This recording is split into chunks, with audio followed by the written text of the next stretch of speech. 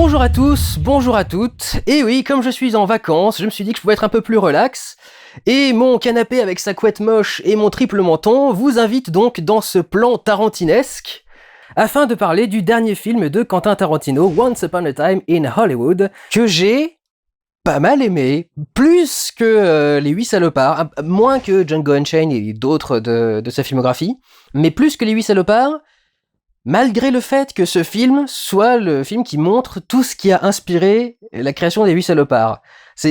Tarantino est un mec qui a un cinéma qui est très inspiré du style western, qui est pas un style que j'aime du tout, mais quand tu l'adaptes à d'autres circonstances et d'autres situations, quand t'as autre chose en fait que des cow-boys ou des indiens en train de faire ce genre de duel ou ce genre de situation ou ce genre d'action, quoi, de façon de traiter le scénario, je trouve ça, et que c'est Tarantino qui le fait, je trouve ça beaucoup plus intéressant que le western lui-même.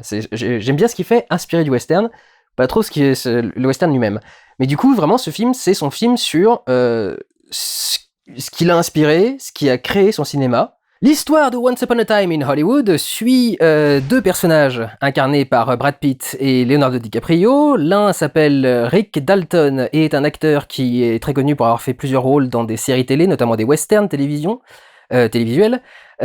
qui essaye d'avoir une carrière cinéma mais qui a un petit peu de mal, et qui est extrêmement ami avec son cascadeur officiel, qui s'appelle Cliff Booth, c'est ça, Cliff Booth, et le film va suivre leur vie tranquillement, pendant 1h40, en parallèle avec celle d'autres personnalités hollywoodiennes, notamment des personnalités réelles et connues de l'époque, y compris Sharon Tate et Roman Polanski, d'époque bien sûr, qui a été assassiné par la famille de Charles Manson, pour ceux qui ne savent pas, qui n'est pas une vraie famille, qui est une secte en vérité, dont il a envoyé les fidèles assassiner Sharon Tate qui était enceinte, alors que Roman Polanski était en déplacement. Elle était avec son amant apparemment, et d'autres membres de sa famille, et c'est un événement qui a été particulièrement traumatisant et marquant pour les États-Unis, qui a en bonne partie, alors déjà provoqué toute une paranoïa envers la communauté hippie. Ils étaient persuadés que tous les hippies allaient tuer tout le monde, alors c'est comme ballot, alors que les hippies à la base c'est le mouvement de la paix absolue, peace and love. Donc c'était particulier, et c'était un petit peu la fin d'une période bénie, quoi. C'était la fin d'une insouciance, d'une innocence, béni entre guillemets, parce qu'il y avait des bonnes et des mauvaises choses dans cette période. Mais voilà, quoi, c'était la fin, il se concentre sur la fin d'une période, avec donc l'assassinat de Sharon Tate par la famille Manson. Mais pas vraiment.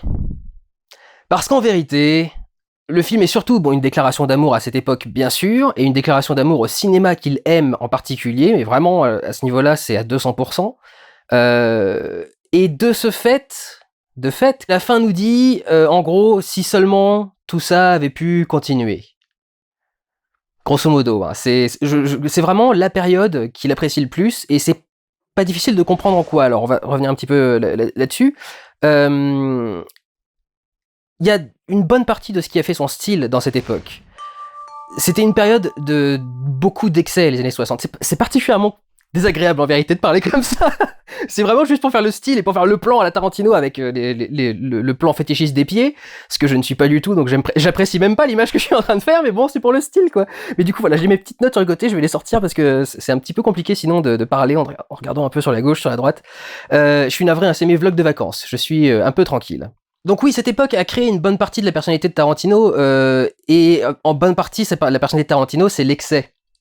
Et on voit effectivement très bien dans ce film la culture de l'excès de l'époque, la culture de l'excès de la violence, par exemple, avec le succès des westerns, qu'ils soient américains ou des western spaghetti, ou ce qu'on voyait à la télé dans les séries, le simple petit extrait de la série qui s'appelle FBI qu'ils ont passé contenait des images plus trash que tout épisode de CSI qu'on pourrait regarder aujourd'hui, qui se concentre beaucoup plus sur les effets d'un meurtre.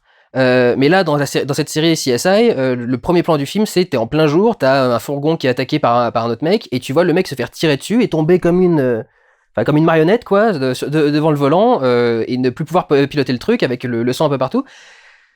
Quand tu regardes le truc, tu dis non, en fait, beaucoup plus trash que ce qu'on regarde maintenant, en fait. Malgré nos Game of Thrones et nos machins avec nos décapitations et nos scènes de cul toutes les 2 semaines, en fait, il y avait beaucoup plus d'excès de violence et de tout le reste à cette époque que ce qu'on voit maintenant. On est quand même beaucoup plus clinique et on essaye de présenter les choses de façon bien présentable et bien lisse. C'est pas ce qu'on fait à notre époque qui créerait un Tarantino, justement. Ou peut-être si, en réaction opposée, à l'inverse. Tarantino a un peu épousé ce qu'il avait vu à cette époque-là et essayé de le propager.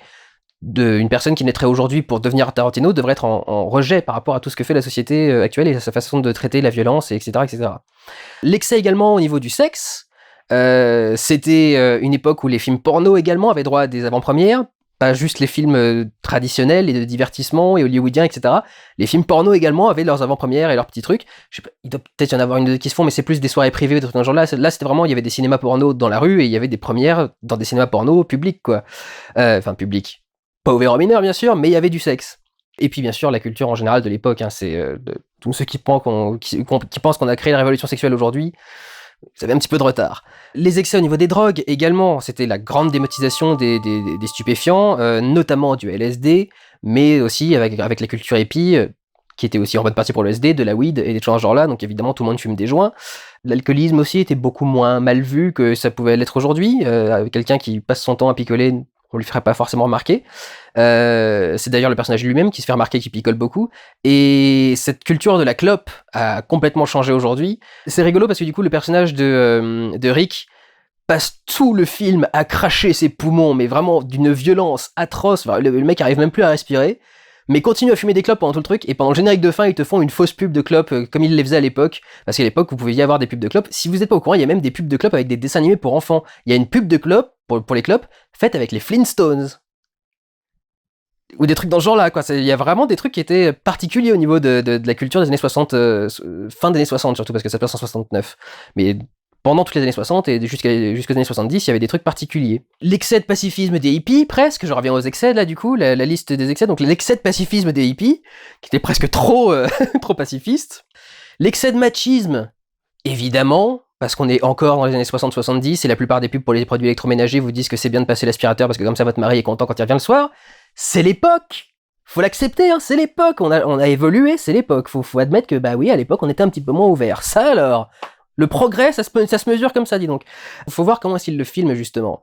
Au tout début du film, vous avez une interview télévisuelle de Rick et de Cliff, donc, de son cascadeur, par un animateur télé, et il y a un moment où Rick dit son rôle, c'est de porter mon poids. Alors, porter mon poids en français, ça fait pas un truc. En anglais, c'est carry his load, qui voudrait dire en gros je porte tes éjaculations presque. Voilà, je vais vous le traduire littéralement. Je porte tes éjaculations. Et donc quand l'intervieweur lui demande et c'est vrai que vous portez ces éjaculations, il fait oui bien sûr et c'est et il se met à faire le vieux rire bien gras. Il faut voir comment est-ce que Tarantino le filme pour comprendre que justement il filme ça comme ça pour le dénoncer. Il filme séparément les trois mecs, donc chacun avec un gros plan. Je crois que peut-être que Cliff et Eric sont sur le même plan, mais ils sont tous les deux sur le même plan. Et ensuite, il y a le présentateur. Et il y a un champ contre champ comme ça, sur les deux en train de rigoler, avec ce rire gras, ce rire qui est même pas spécialement franc non plus, enfin presque. Et le fait de filmer du coup ce champ contre champ, et d'avoir ensuite le petit moment où le rire s'atténue, et il y a ce petit silence gêné, vous savez, qui suit un moment où il y a eu une réplique pas forcément très drôle, et tu sais pas sur quoi enchaîner, tu sais pas comment faire ton truc, etc.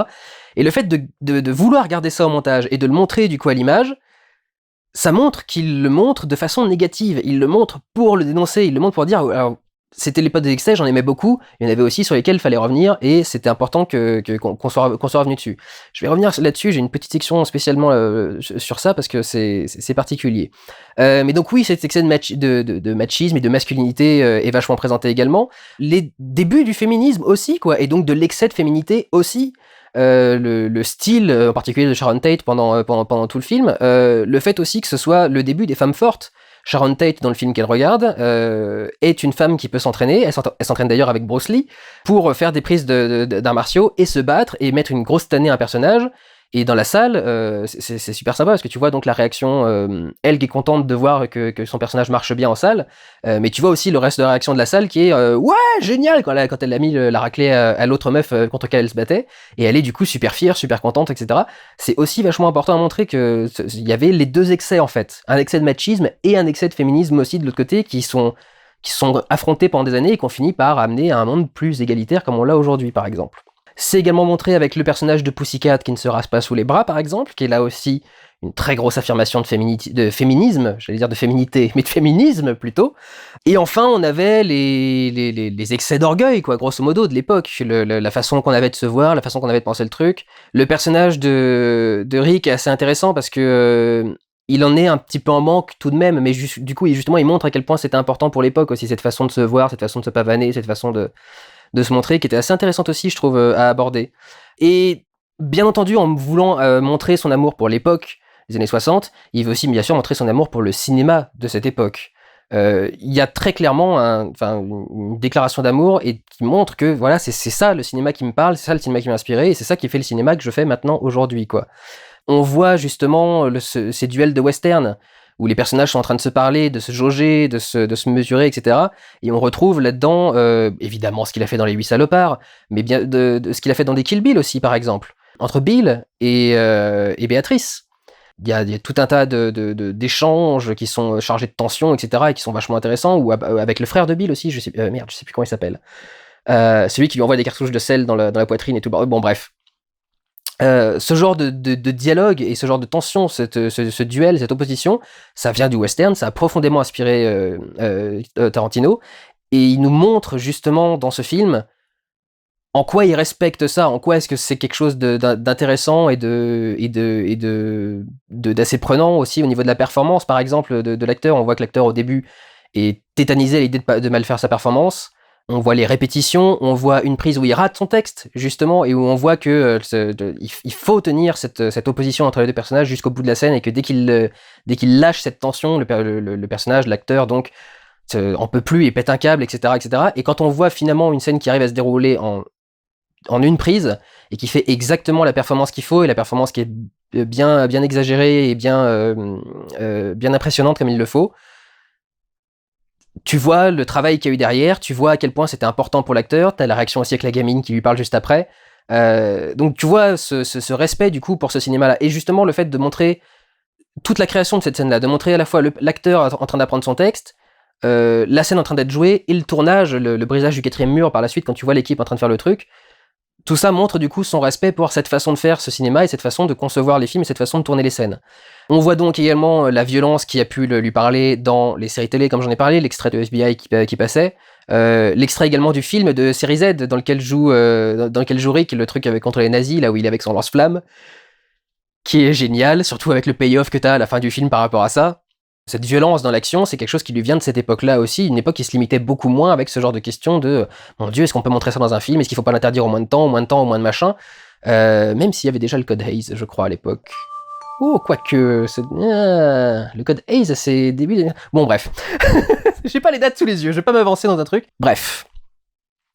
Une autre façon de traiter la violence, qu'il a donc forcément inspiré dans ses films à lui, un peu ridicule aussi, presque un peu débile, notamment parce que c'était fait avec des bouts de carton aussi par certains moments. Avec ce truc donc de la série FBI aussi dont j'ai parlé, il montre aussi le rituel de la série de télévision, qui montre pourquoi est-ce qu'il a été aussi inspiré par la télévision également. Ça explique par exemple pourquoi est-ce qu'il commence Kill Bill en citant Star Trek, avec la violence est un plat qui se mange froid, ancien proverbe Klingon. J'ai du mal à dire Klingon, c'est les Klingons pour moi. Tu vois pourquoi est-ce qu'il a cette culture aussi qui l'a marqué, et ça, il y a pas mal de choses de son cinéma qui viennent effectivement de la culture série télé et soap un petit peu. Et puis bien sûr, ce qui te montre que c'est son cinéma à lui et que c'est ce qu'il aime, etc., c'est que c'est le seul de ses films qui se déroule dans le milieu du cinéma. Tout bêtement. Enfin, quand un réalisateur vous fait un film qui parle de cinéma, très clairement, c'est qu'il a envie de vous parler du cinéma qui lui parle aussi, quoi, et du cinéma qui lui plaît et tout le bordel. Donc voilà, c'est vrai que c'est vraiment, vraiment intéressant de voir cette déclaration d'amour pour l'époque. Ça implique aussi que, comme il te montre une autre époque avec une morale différente et qui veut pas forcément dire que la morale était forcément foncièrement mauvaise, si vous avez envie de vous énerver contre quelque chose dans ce film, vous allez probablement trouver quelque chose qui va vous permettre de vous énerver. Et donc, je crois que c'est là que c'est important de rappeler aux gens qui se concentrent parfois un petit peu trop sur les choses négatives, Et que si tu veux voir la totalité d'un discours de quelqu'un sur un sujet, il faut que tu vois l'ensemble du film. J'ai cru entendre que le film n'avait pas plu parce que on leur a dit misogyne. Vous pouvez dire le film misogyne si vous vous focalisez sur quelques blagues graveleuses, quelques trucs faits dits par rapport aux femmes, etc., etc. Mais à un moment, il faudrait remarquer la gamine avec qui joue Rick, qui est l'actrice la plus sérieuse, la plus rigoureuse, la plus perfectionniste du film, et qui est donc un modèle de contrôle, de capacité, etc., etc. Il faut noter que Cliff a un chien qui va lui servir pour ceux qui n'ont pas encore vu le film. Et il faut noter que c'est une chienne et non pas un chien. Donc le pouvoir est dans les mâchoires, dans les mandibules d'une femme. Il faut noter aussi que, alors qu'on parle de western pendant tout le film, le moment qui fait le plus western, c'est quand Cliff va dans cet ancien ranch où s'est installée la famille Manson, et où il n'y a que des femmes qu'il dévisage. Et t'as ce plan de western, ce plan typique de western, du mec qui avance au milieu d'une grande rue sablée, enfin, avec du sable, c'est une rue sablée.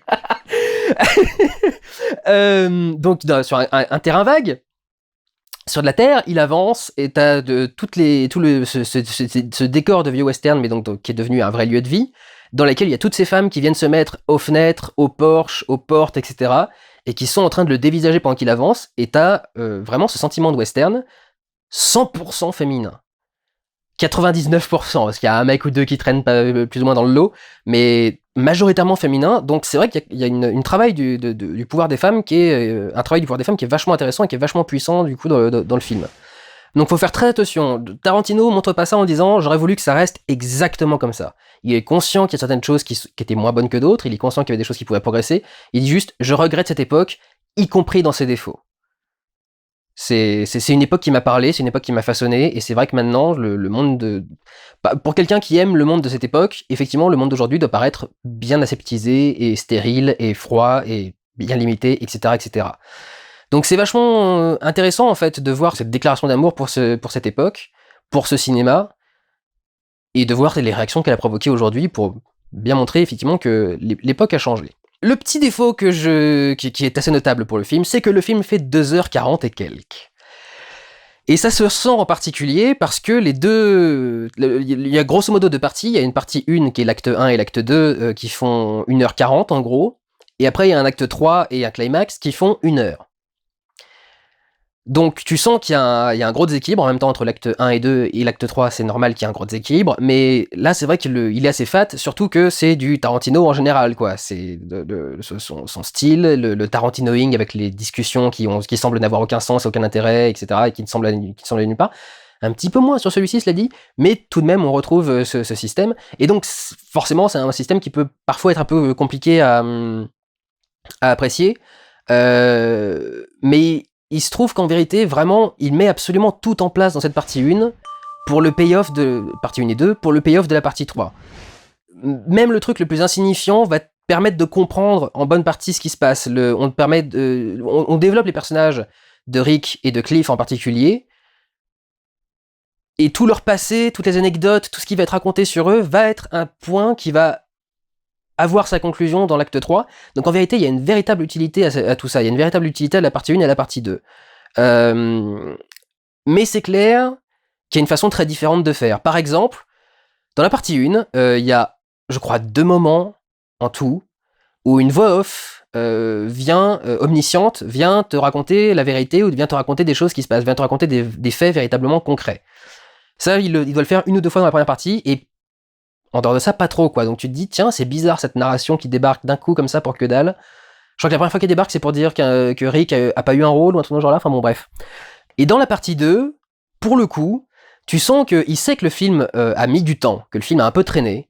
Et tu vois qu'il essaye du coup de faire passer cette partie 2 le plus vite possible et le mieux possible, notamment en réutilisant cette voix off, mais pour le coup à fond. C'est-à-dire qu'au début de la partie 2, il doit y avoir 10 ou 20 minutes de séquences qui sont narrées par la voix off, qui t'expliquent voilà ce qui s'est passé dans la vie de ces personnages, voilà ce qui s'est passé à tel moment, voilà ce qu'ils ont fait, ils sont revenus ici, maintenant ils en sont là, voilà, on reprend l'histoire. Et c'est intéressant du coup de voir la différence de proportion entre les deux, et de voir qu'il est quand même très conscient du fait que effectivement la première partie est très très très très longue, et que tu peux facilement te demander où est-ce que ça mène, parce que t'explores pas vraiment la relation entre Sharon Tate et Polanski, t'as une scène dessus, vite fait. Majoritairement, tu vois Cliff et Rick avoir leur carrière et leur vie, en fait. Et tu te dis, mais à quoi ça va servir? Parce que le point culminant de cette histoire va pas tourner autour d'eux, ça va tourner autour de l'assassinat de Sharon Tate. Donc tu te demandes vraiment ce qui va arriver et il faut effectivement essayer de gérer le spectateur pour réussir à l'amener jusqu'au bout, quoi. Et de fait, quand cette narration débarque, elle fait même un truc qui est vachement parlant en termes de narration et pour montrer la différence entre les deux parties, c'est qu'elle interrompt le Tarantinoing. C'est qu'il y a un moment où on se retrouve dans un restaurant, il y a Sharon Tate qui est avec son amant en face et un ami qui est là pour la soirée. Je sais plus si c'est son amant ou si c'est juste quelqu'un de la famille de Polanski, mais enfin bon. Ça pourrait très bien être les deux, de la famille et son amant. Et il y a le mec qui commence à lui parler, lui raconter une histoire qui va a priori rentrer en détail beaucoup trop important et beaucoup trop long pour l'intérêt que ça a dans l'histoire. Et en fin de compte, non, dès qu'il commence à faire dès qu'il commence partir dans sa diatribe, la narration débarque et dit, et voilà ce qui s'est passé tel jour à tel moment, c'était le jour le plus chaud de l'année, etc. Et ça interrompt le Tarantinoing. Et ça te montre que du coup, on n'est plus dans la même phase du film, on est dans une autre partie et qu'on va amener tranquillement vers le climax et que le climax va te péter à la gueule et que ça va être un déchaînement d'action et de violence. Alors du coup, pourquoi est-ce que j'ai aimé, malgré le temps que ça prend? Bon, déjà, c'est Tarantino, hein, c'est du cinéma d'auteur, effectivement, mais enfin, ça reste fun. Il dit des trucs qui sont sympas, qui sont rigolos, les scènes sont drôles, même si c'est pas dans le dialogue, ça va peut-être être dans l'action, ça va peut-être être dans ce que ça montre.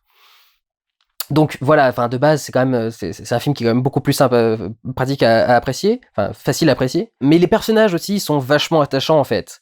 Je me suis beaucoup attaché au personnage de Rick Dalton, qui a un gros problème de confiance en lui et d'impression de ne pas être à la hauteur, etc., etc. Et pour je ne sais quelle raison, ça me parle un petit peu. Et j'ai pas mal aimé le personnage de Cliff Booth. Pour beaucoup de choses, mais notamment parce que, putain de merde, Brad Pitt, il est encore gaulé pour un mec il a quel âge maintenant? Il approche des 50, non? 50-60? Il a dû dépasser la quarantaine il y a quelques ans déjà. Et bon Dieu, il a encore ses abdos, il a encore son V, il a encore tout, quoi. C'est la vache. Il s'entretient bien, hein, et il est encore bien sexe, putain. Alors par exemple, pour vous dire pourquoi je me suis marré, quand il va sur le toit pour réparer l'antenne télé, j'ai littéralement explosé de rire avec la façon d'escalader le toit à la cascadeur. Donc le mec qui fait du parcours pour escalader le toit. Donc voilà, du coup c'était assez intéressant pour ça. Et puis bien sûr pour tout ce que ça remonte de l'époque, il y a des trucs qu'on connaît pas, des trucs qu'on connaît, mais dans tous les cas ça te permet d'apprendre, soit de redécouvrir des choses, soit de les découvrir, soit etc. Donc bien sûr tout ça est intéressant.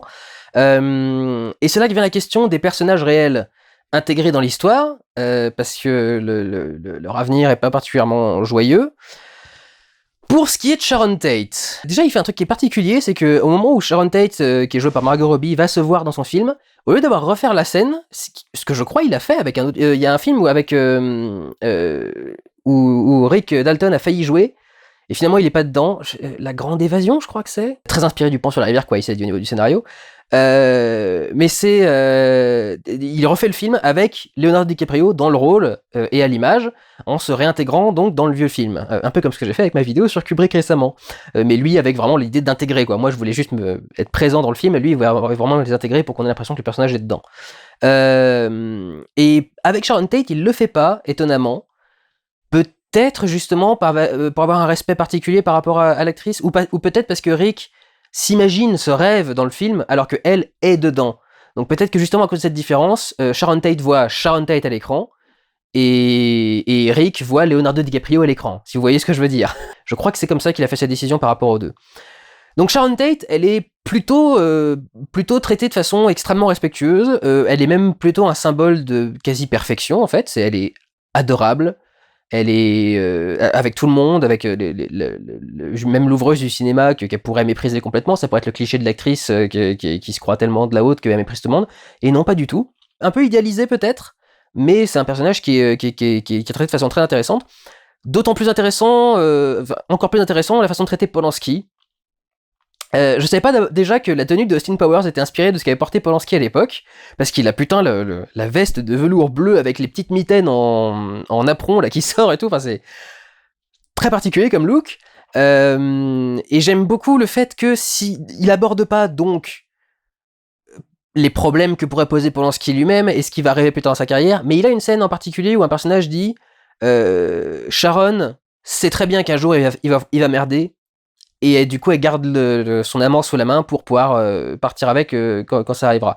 C'est une façon d'aborder sans aborder ce qui est arrivé avec Polanski et de montrer qu'il le met pas à l'écran pour le vénérer ou pour valider ce qu'il aurait pu faire, ce que certaines personnes pourraient penser. Donc du coup ça par exemple c'est intéressant. Le truc un peu particulier, c'est le passage sur Bruce Lee. Ce qui est particulier, c'est que c'est sa fille qui s'est plaint. Et le truc, c'est que si vous regardez le message de la fille, c'est elle dit ouais, en gros, j'ai pas apprécié de voir mon père réduit à une parodie à l'écran.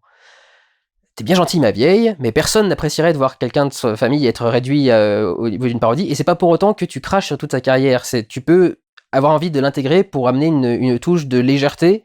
Et tu peux avoir ta propre vision aussi de Bruce Lee. C'est pas parce que elle, sa fille, le connaît d'une certaine façon, etc., que d'autres peuvent pas avoir une autre vision de Bruce Lee également. Je suis pas sûr que ce soit tout à fait faux, que Bruce Lee était un petit peu prétentieux. Le truc qu'elle a dit, c'est elle a voulu se la jouer en minorité victime, etc. C'est vous vous rendez pas compte de tout ce qu'il a dû traverser pour pouvoir être intégré et faire le métier qu'il a envie de faire, etc., etc. L'un n'empêche pas l'autre en fait. C'est pas parce que t'as galéré pour arriver là où t'es que t'es pas fier de toi quand t'es là où t'es. J'ai envie de dire l'inverse. J'ai envie de dire justement les gens qui sont encore plus battus pour arriver là où ils sont quand ils souvent, pas toujours évidemment, mais souvent quand ils arrivent enfin à ce qu'ils ont réussi à avoir, ils ont un petit peu le melon en disant non, je me suis battu, je l'ai mérité, etc., etc. Donc j'arrive pas du tout à avoir un problème avec cette scène et j'arrive à comprendre pourquoi est-ce qu'une fille aurait pas envie de voir son père traité de façon parodique, mais je crois pas qu'il y ait de quoi faire une polémique non plus là-dessus ou de gueuler sur ce je ne sais quel truc. Voilà, putain, j'ai fait beaucoup plus long que ce que je voulais faire sur tout ça et pour parler de tout ce qu'il y a dans le film. Je vais donc essayer de faire rapidement le résumé graphique du style de Tarantino, mais je l'ai dit à plusieurs reprises, pour moi le style graphique de Tarantino est tellement évident que t'as pas besoin de le présenter. Et en particulier dans ce film-là, parce que justement, il est en train de filmer tous ces trucs-là et il te montre donc d'où ça vient en fait. Tous les moments où il reproduit des séquences de séries, par exemple, c'est pour montrer, mais tu vois, ce truc que je fais dans mes films là, ça vient de là. C'est ça qui me l'a inspiré, tu vois. Et là, je le pastiche. J'essaie de le reproduire pour lui rendre hommage. Donc du coup, on retrouve les explications de ces gimmicks en même temps que ces gimmicks. Les gimmicks, par exemple, du zoom, que ce soit des zooms brusques pour dézoomer d'une image ou zoomer sur une image, ou des dézooms progressifs. Le générique, par exemple, commence par un lent dézoom d'une peinture de Rick Dalton qui est devant là où il gare sa voiture. Et au début, t'as l'impression que tu filmes juste la peinture, et petit à petit, tu dézoomes, tu te rends compte que t'es dans une voiture. À ce moment-là, les portières s'ouvrent, les personnages rentrent, la voiture se démarre et va commencer à faire sa route, et la caméra reste toujours au même endroit, donc la voiture fait le travelling, mais la caméra, elle, ne bouge pas. Donc encore une fois, c'est vachement intéressant, et ça montre du coup comment il intègre son zoom à l'intérieur de sa mise en scène.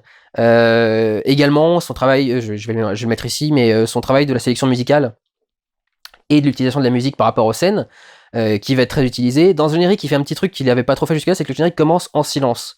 Et quand ils arrivent dans la voiture, les mecs mettent la radio, et la radio fait démarrer la musique qui va servir ensuite pour le générique. Donc c'est assez sympathique. Mais vraiment, sur ce traitement de la musique, c'est une constante dans les films de Tarantino. En principe, s'il n'a pas changé sa méthode d'écriture, il commence par faire une mixtape de musique qui l'intéresse et qui lui semble être dans une globalité et collée, je suppose, au thème qu'il veut raconter. Je pense qu'il il a une idée de base du scénario qu'il va raconter, mais il fait une sélection de musique, et une fois qu'il a la musique, qu'il les a mis dans l'ordre qui lui paraît intéressant, là il commence à écrire le scénario. Et donc là, l'importance de la musique est toujours aussi évidente.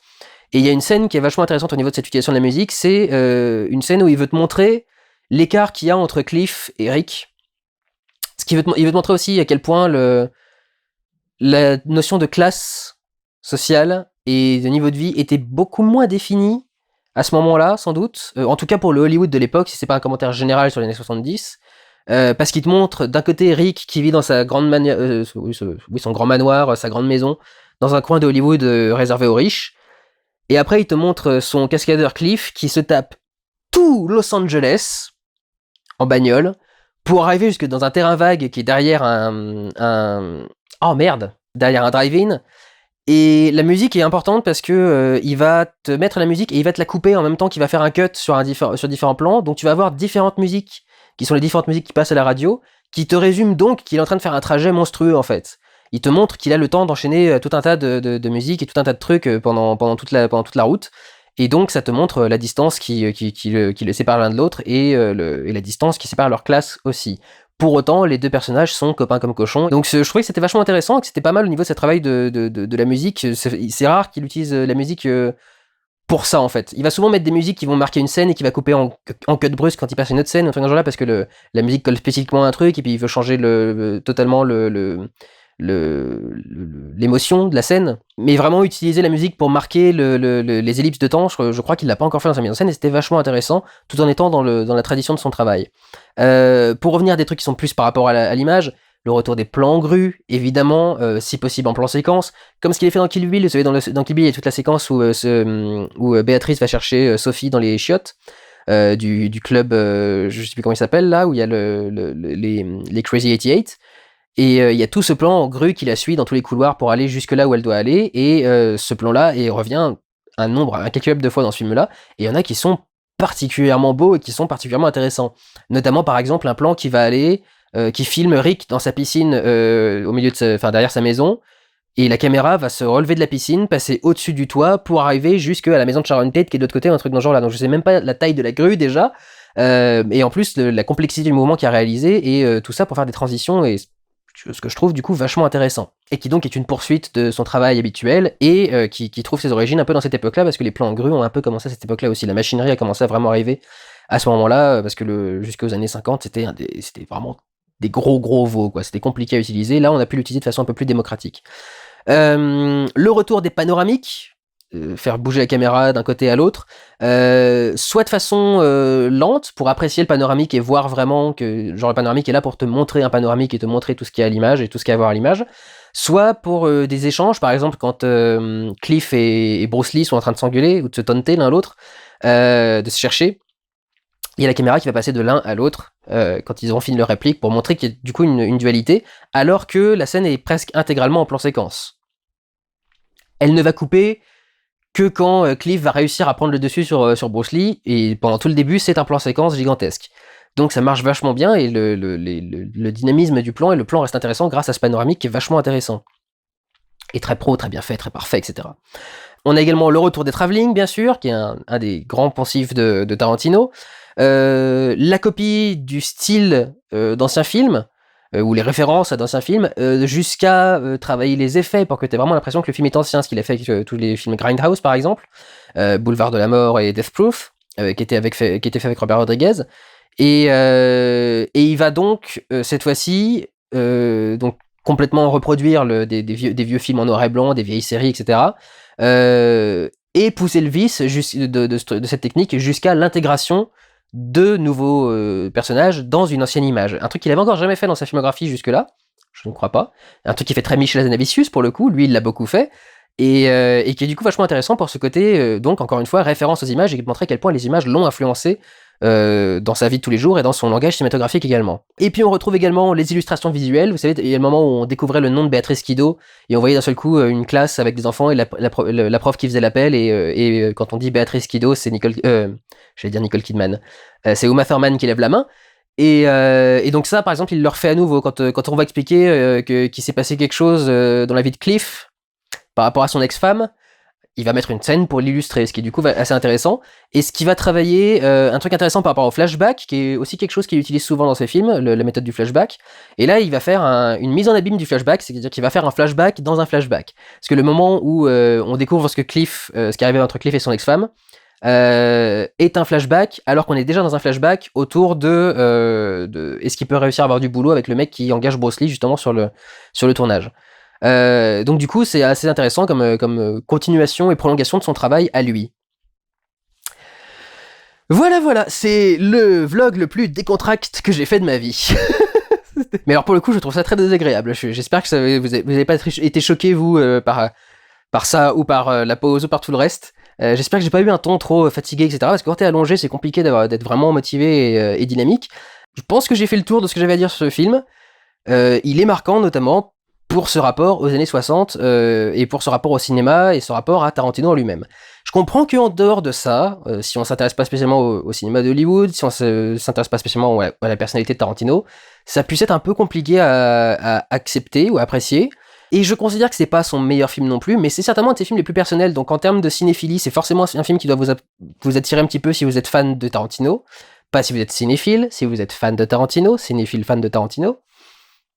Pour le reste, je vous avoue que je suis assez surpris j'ai été voir le film, donc ça fait quand même presque un mois qu'il est sorti. La salle était à moitié pleine pour l'une des 2 seules séances de la journée, donc le film attire encore vachement en salle. Et pour le coup, ça, je le comprends un peu moins. Je pense que c'est un film qui est un peu plus de niche, qui est plus réservé aux fans de Tarantino, et qui est un petit peu moins universel que ce qu'il a pu faire par avant. Et je pense qu'il en est conscient. Je pense que cette façon très différente de traiter l'acte 3 par rapport à l'acte 1 et 2, c'est qu'il est conscient que c'est un film qui est très particulier, qui est aussi très personnel. Et je trouve qu'il est quand même vachement intéressant. Je trouve qu'il y a beaucoup de choses qui sont très sympas. Et il faudra que je le revoie un moment ou un autre. Je ne sais pas si je le reverrai en entier ou si je vais pas passer quelques passages en accéléré tout de même. Mais honnêtement, non, je crois pas. Je crois que même les discussions les plus tarantinesques et qui partent le plus loin et à parler vraiment de trucs qui sont pas censés avoir de rapport avec l'histoire, m'ont quand même captivé parce qu'il y avait des choses qui étaient très intéressantes. La discussion, par exemple, typiquement entre Rick et la gamine avant de tourner, je trouvais que la scène était géniale et ça m'avait fait marrer. Je trouvais que c'était profond, je trouvais que c'était émouvant, intéressant, ça développait vachement le personnage. C'était pas du pur Tarantinoing où c'est juste... c'est ce qui sert aussi à développer les personnages, le Tarantinoing. Ça t'explique ce qu'ils aiment, ce qu'ils ont comme goût, ce qu'ils ont comme sur quoi ils se concentrent, comme façon de voir le monde, etc. Mais ça peut être compliqué à gérer par moment. Là, pour le coup, je trouve que non. C'est pas si compliqué à gérer que ça. Je crois que le premier visionnage est compliqué parce que tu comprends pas où est-ce qu'il veut en venir. Et quand tu sais pas ce qu'il veut faire à la fin, tant que t'arrives pas à la fin, tu te dis un petit peu... D'accord, c'est vachement bien ce que tu me montres, mais par rapport à ce que tu vas traiter plus tard, j'ai l'impression que tu te concentres pas sur ce qu'il faut en fait. Et il y a que quand t'arrives au climax que tout ça peut prendre son sens. Donc je pense que c'est un film qui peut être compliqué à accepter. C'est peut-être un des films de Tarantino les plus hermétiques au grand public. Mais ça ne le rend pas pour le moins non appréciable. Ça ne le rend pas pour autant non appréciable. Je pense vraiment qu'il y a moyen de prendre du bon temps, c'est juste que ça va pas être effectivement exactement ce qu'il fait. Avant l'acte 3, ce sera pas exactement un film de Tarantino habituel. C'est un petit peu plus calme et un petit peu plus nostalgique en fait, tout bêtement. Lui aussi, hein, finalement, il baigne dans le truc, il voit que c'est le sujet du moment, hein, le gros sujet du moment, depuis quasi 5 ans, c'est la nostalgie. Et ça, c'est la version tarantinesque de la nostalgie. Alors que tout le monde reparle des années 80, des années 90. Lui, il dit, bah non, moi, ce qui me manque, c'est les années 60, 69. Année érotique. Tous ces excès, toute cette liberté en même temps, c'est assez intéressant, effectivement, de voir ça. Donc un film très personnel de la part de Tarantino et pas forcément, du coup, ouvert à tout le monde. Je suis navré, j'en ai dit beaucoup trop, c'était beaucoup trop long. Je sais pas combien de temps va durer le vlog. J'espère que vous saurez me pardonner et que vous serez intéressés pour les prochains Tarantino et pour la suite des vidéos. Prenez soin de vous, allez voir des films. Ciao!